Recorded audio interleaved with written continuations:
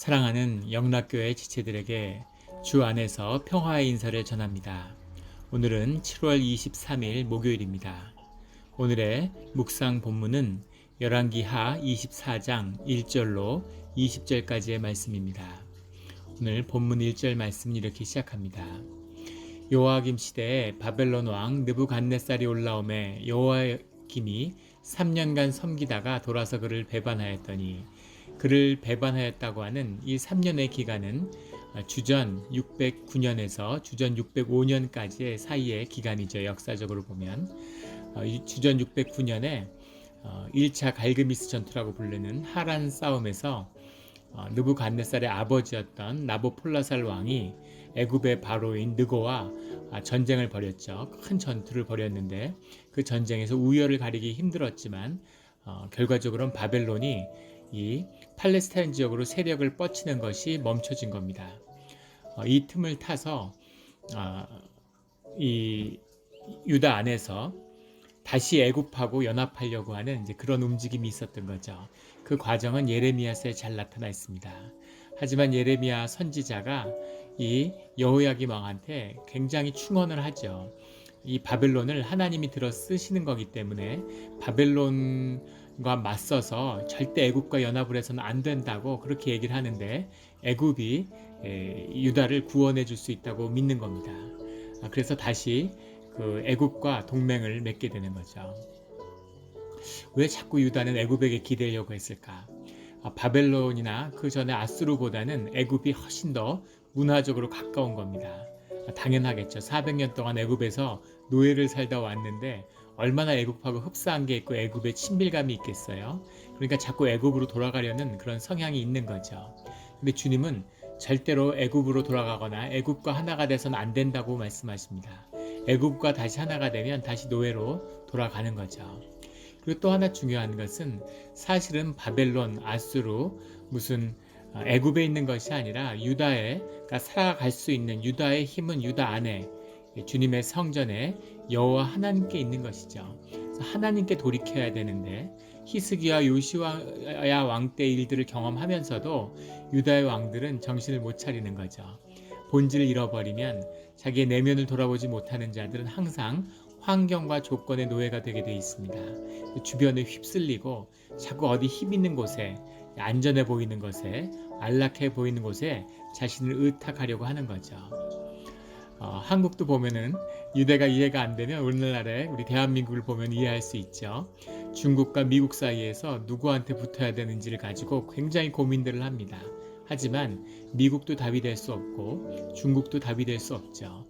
대한민국의 길은 대한민국 안에 하나님의 손 안에 있는 것입니다. 그래서 주님을 회복하는 교회가 회복되는 일 없이는 한국의 미래는 있을 것이 없죠. 또 한국은 자꾸만 중국을 보면은 중국한테 자꾸 예전에 4대 그게 있어서 그런지 그걸 떨쳐버려야 되는데 중국엔 필요 이상으로 저자세로 자꾸 나갑니다. 그런데 일본한테는 필요 이상으로 늘 고자세로 나가죠. 일본을 업수히 여기고 우습게 보는 문화적인 경험들이 있는 거죠. 그것처럼 자꾸 유다가 애굽한테 가서 붙으려고 하는 그런 성향이 있다는 겁니다. 근데 이 기간이 오래 가지 못했어요. 불과 3년 만에 끝을 맺게 됩니다. 왜냐하면 주전 605년에 2차 갈그미스 전투가 벌어지는데 나보폴라살의 아들이었던 느부갓네살이 큰 정복자였던 느부갓네살이 갈그미스에서 바로 누겁을 완전히 제압하게 되죠.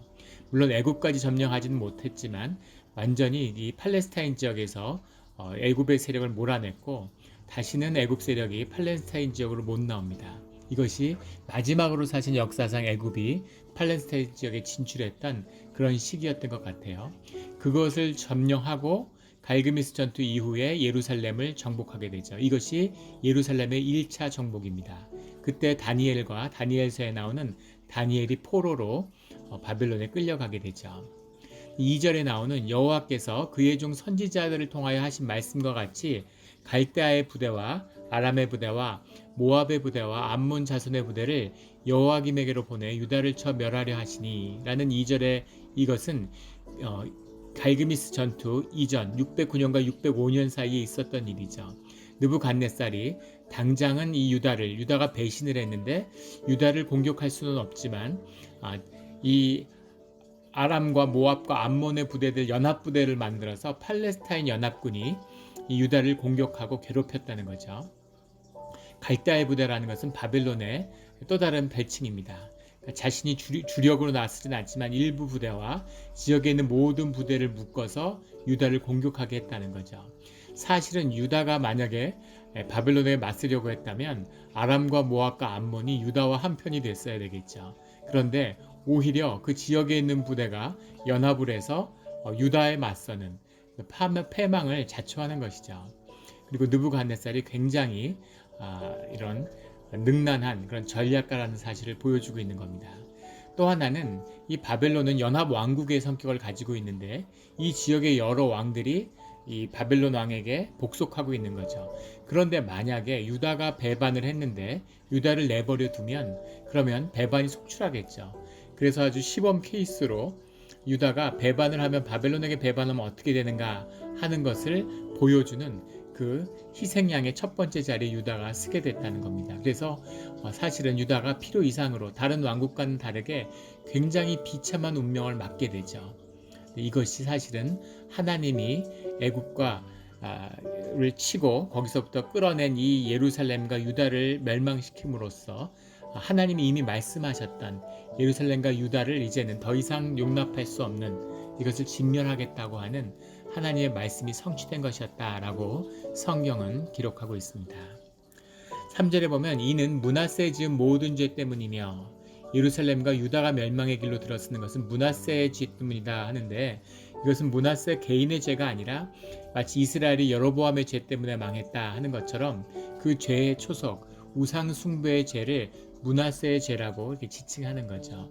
하나님을 잃어버리고 우상을 숭배하는 여호와의 성전에서도 우상을 숭배하는 그런 일들을 지칭하는 것입니다. 4절에 또 그가 무지한 자의 피를 흘려 그의 피가 예루살렘에 가득하게 하였습니다. 단순히 하나님을 버리고 우상을 숭배하는 데서 끝날 리가 없겠죠. 하나님을 버리고 우상을 숭배했다는 건 죄의 대적의 종로로서 시작했다는 겁니다. 그 끝은 분명한 것이죠. 무지한 자의 피를 흘리고 억울한 사람들이 속출하는 거죠. 힘을 숭배하고 힘에 의지하는 자들이 권력을 잡았는데 어떤 일이 벌어지겠습니까? 힘없고 가난하고 약한 자들이 거기에 짓밟히는 거죠. 그래서 하나님이 가장 싫어하는 일, 그런 일들이 예루살렘에 무지한 피가 가득히 흐르는 그런 예루살렘이 되었다는 거죠. 그래서 주님이 선포된 말씀, 그 말씀을 돌이키지는 못할지언정, 그 말씀의 심판을 지연시키지 못할지언정 그것을 재촉하는 유다의 모습을 보게 됩니다. 6절에 여호야김이 그의 조상들과 함께 자매 그의 아들 여호야긴이 대신하여 왕이 되니라. 여긴 그냥 한 줄로 그의 조상들과 함께 자매라고 되어 있지만 역대하 36장에 5절부터 8절까지의 말씀을 보면 여호야김이 이때 바벨론으로 붙들려 갔죠. 바벨론의 포로로 잡혀갔다가 말년에 다시 이제 석방이 되어서 돌아와서 예루살렘에서 죽었던 것으로 보입니다. 여호야김의 그 삶은 아주 비참한 끝을 맺게 되죠. 7절에 애굽 왕이 다시는 그날에 나오지 못하였으니 이는 바벨론 왕이 애굽 강에서부터 유브라데 강까지 애굽 왕에게 속한 땅을 다 점령하였음이더라.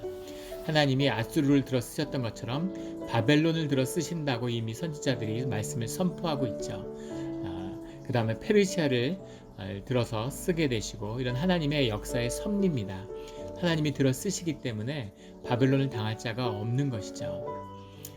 그런데 바벨론을 애굽이 이길 수 있다고 얘기하는 더 많은 수많은 선지자들이 있었음을 예레미야서에 보게 되죠. 예레미야 선지자가 아무리 진실을 얘기해도 그 거짓에 혹하는 그런 여호야김 왕을 보면서 안타깝습니다. 하지만 그런 말이 있죠. 사람들은 속을 만한 것에 속는 것이 아니라 속고 싶은 것에 속는다고. 자기 마음 안에 거짓 때문에 속아 넘어가는 거죠.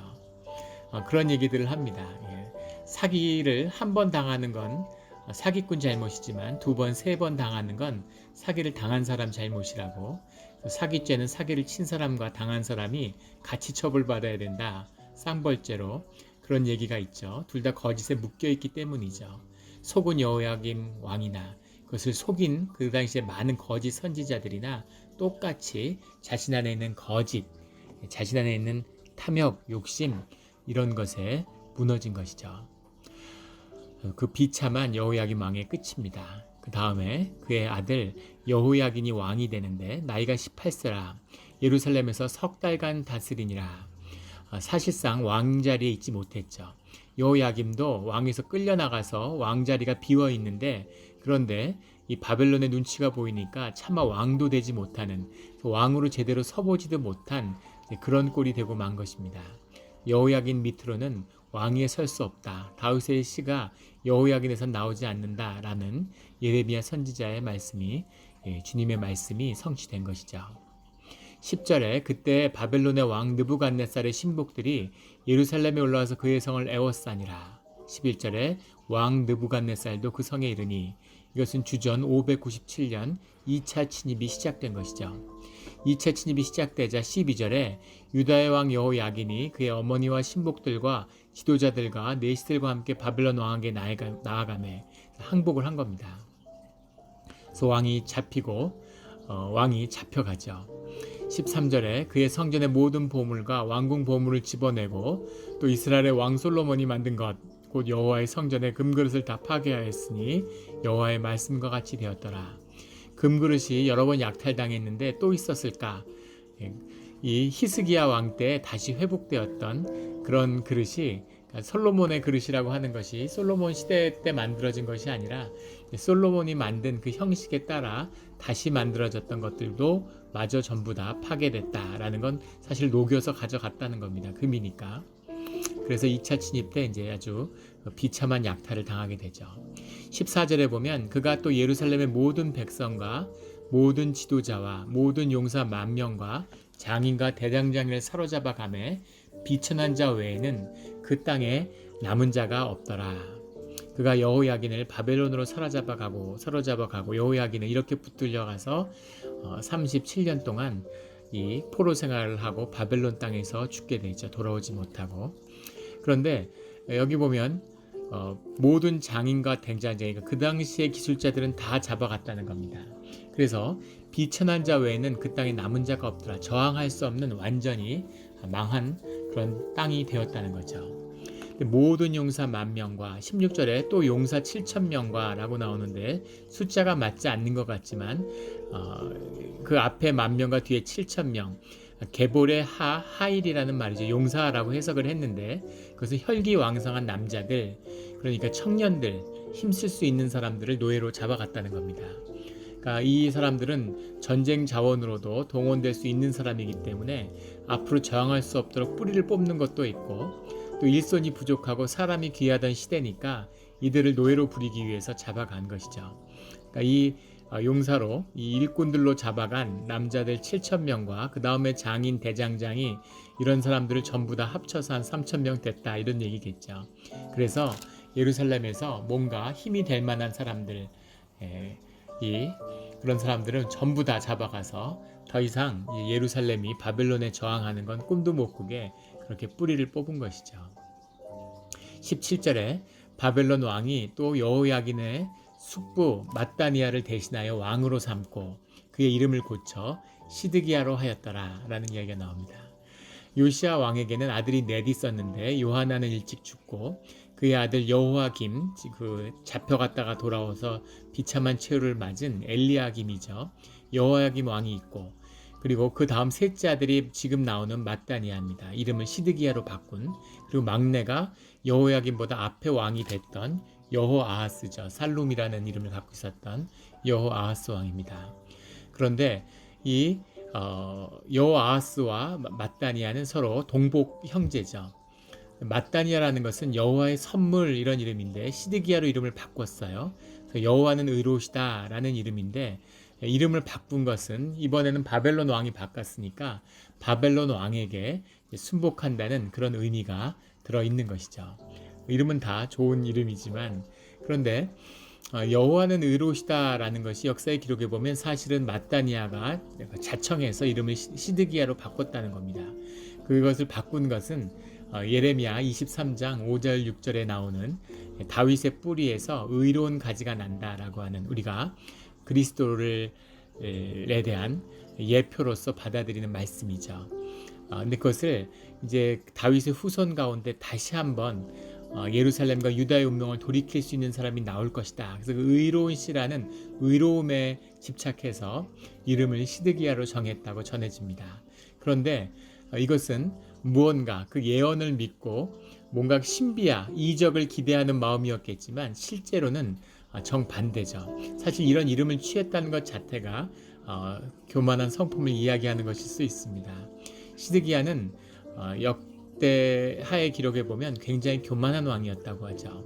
다망한 왕국의 왕이 됐는데 뭐가 교만했을까? 목이 고든 자였다고 합니다. 오만하고 교만하고 그런 자였고 수많은 악행을 예루살렘에서 저지르게 되죠.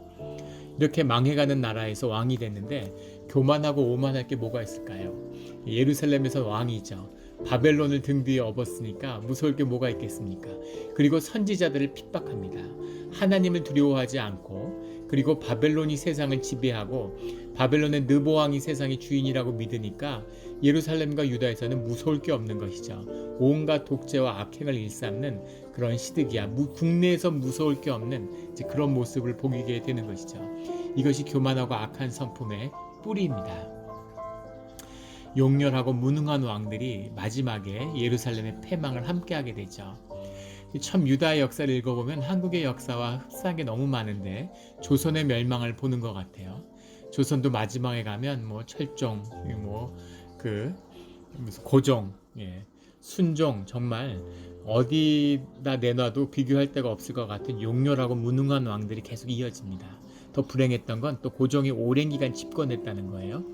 다 망해가는 왕국에, 국력이 쇠해가는 왕국의 왕인데 러시아에게, 일본에게, 청나라에게 돌아가면서 이 나라 저 나라에게 계속 기대서 사대를 하죠. 그리고 나라를 다 떨어먹는데 흥미로운 것은 그 와중에 고종의 통치가 굉장히 폭압적이었다는 거예요. 고종시대에 주변에 집들을 징발하고 집들을 다 부시고 온갖 그 악행들을 했던 것이 조선왕조실록에 보면 구체적으로 잘 기록되어 있습니다.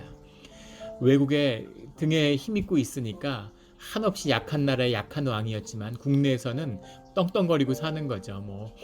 백성들을 짓밟고, 거기에 대한 반발이 일어나면 외세 군대를 끌어서 진압시키고, 동학운동을 진압하기 위해서 일본 군대를 끊어들이고, 이모군란을 진압하기 위해서 청나라 군대를 끌어들여서 짓밟고, 이래서 독재를 일삼는 그런 용렬한 왕의 모습을 보게 되죠. 이것이 시드기야의 모습이었다는 겁니다. 이 시드기야의 악행, 돌이켜도 시원찮은 상황에서 예루살렘의 최후가 시드기야에서 끝날 수밖에 없는 그 왕 중에서도 가장 비참한 노예로 끌려가는, 눈을 뽑히는 그런 비참한 운명을 시드기야가 맞게 되는 거죠. 그 시드기야의 통치가 예루살렘에서 11년간 이어졌다라고 기록하고 있습니다. 참 비극적이죠.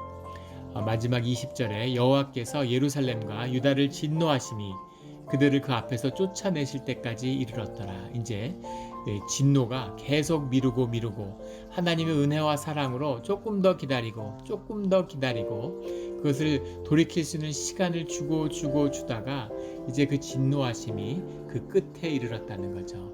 그래서 더 이상 돌이킬 수 없을 때 이 영이 홀린 시드기야가 바벨론 왕을 배반하게 되는 거죠. 어떻게 생각해도 무슨 일이 있어도 시드기야는 바벨론을 배신할 수 없는 사람인데, 그런데 바벨론을 배신해서 드디어 3차 침입과 예루살렘의 멸망에 이르게 되었다는 겁니다. 그래서 하나님을 보지 못하는 자들, 하나님의 진노와 하나님의 섭리를 보지 못하는 자들은 비참한 것입니다. 악의 놀이개가 돼서 대적에게 쓰여서 이런 나쁜 짓을 하고 저런 나쁜 짓을 하다가 결국은 이 최후를 맞는 거죠. 비참한 끝을 맞는 겁니다. 저는 굉장히 서울시의 교회에 있는 그런 이런 되게 못 사는 동네, 어려운 동네에서 어린 시절에 자랐어요. 동네가 안 좋다 보니까 아이들이 일찍 나쁜 길에 빠지고 불량배들과 어울리고, 그런데 하수인이 되는 아이들을 많이 봤습니다. 그런데 그런 애들이 중고등학교 때 아주 학교에서 떵떵거렸어요. 예, 뒤에 조직폭력배들이 있고 그런 조직폭력 조직이 있으니까 뭐 아주 무서울 게 없고 애들 괴롭히고 못된 짓을 많이 했죠.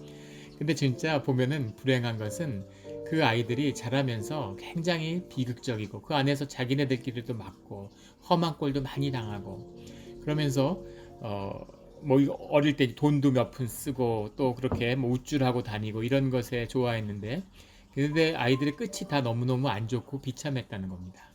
그래서 뭐 교도소에 갔다 오고 나중에 굉장히 그 어려운 일들을 겪는 걸 봤어요. 그래서 참 악의 끝은 좋지 않구나라는 것을 깨달았던 느꼈던 그런 때가 있었습니다.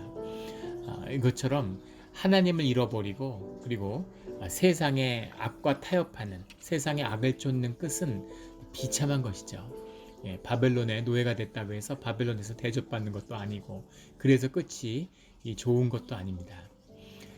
정말 가슴 아픈 건 이들이 주님의 자녀로 부름받은 주님의 언약의 백성이었다는 거죠.